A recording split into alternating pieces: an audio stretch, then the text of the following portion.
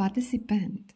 Jeremia 29 vers 11 sê die Here, ek weet wat ek vir julle in gedagte het. Ek beplan dat goeie dinge met julle sal gebeur en nie slegte goed nie.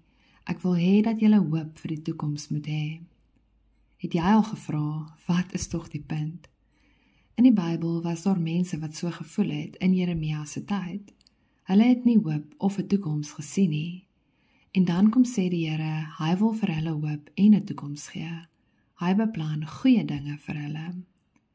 Net so wil die Here hê ons moet floreer en blom. Hy wil nie net vir jou een blom gee nie, maar 'n hele ryker van blomme vol kleure en geure. Hy gee die saad, die water, die liefde en krag om te kan groei. Hy wil vir ons 'n helder toekoms gee. Die Here het voorspoedige planne vir ons. Ons moet hom net vertrou en gereeld met hom gesels, sodat ons gevul kan word met sy hoop. Bid saam met my. Here, dankie dat ek, wanneer ek wil moed opgee, weet dat U daar is om my hoop te gee. Dankie vir die krag wat my elke dag vul met nuwe moed. Dankie dat U vir my goeie dinge beplan en 'n toekoms wil gee.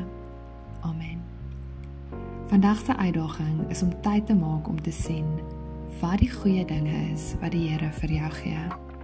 Neem sommer nou tyd en dink daaroor.